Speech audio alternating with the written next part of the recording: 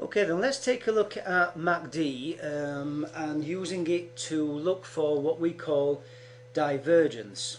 Now, it's a technique that we can use in conjunction with indicators. It can be used along with the RSI, for example, or it can be used on its own, and what we can do is we can see where we're going to get potential reversals in the market. Now, divergence is not an indicator on its own, it's just something that we use, as I say, to see where we are having a potential slowing of momentum or a loss in momentum and a reversal in the market.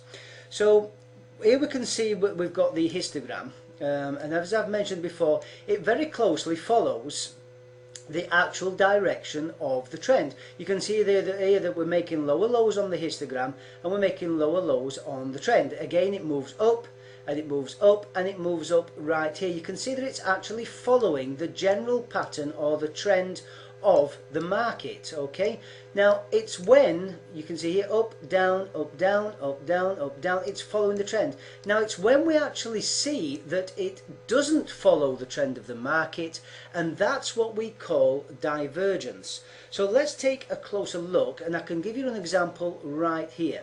If we just draw a line right here, now we can see that if I draw a line here across these bottoms right here, and I draw a line right here,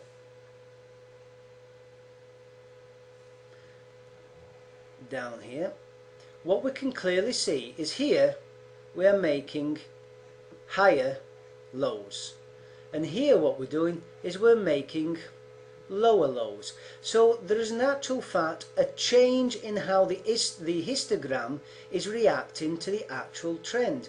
It's not following the trend in this particular example, it's going against the trend. Okay, so we can see, as I say, if we take a look right here, this point right here, this point right here, and this point right here, if you look at that, these are looking at these points right here. Here we can see lower low points, and here we can see higher high points.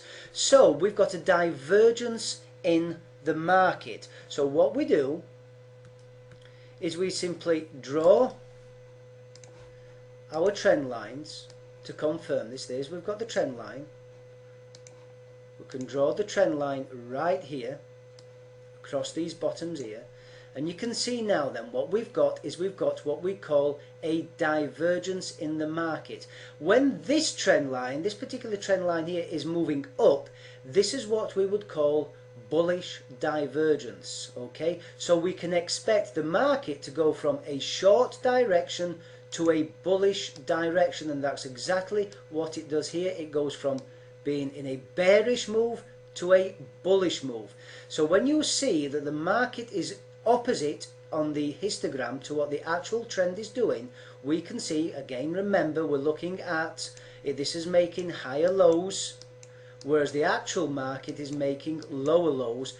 This identifies divergence, and if you draw this particular line, I'm just going to remove these again, if you draw this line right here, and let me highlight this line that I'm talking about, this line here, if it's in an up direction and we have a down direction on the actual chart, this line is an up direction, and therefore this is bullish divergence, and therefore we can expect a reversal, possible reversal in the market from bearish to bullish. So bullish, here we have bullish divergence from on the charts. We're going from bearish, because it's a bullish divergence, we can expect a reversal going from bearish to bullish. Okay, now I've actually got a chart that you can download. You'll see it in this particular section.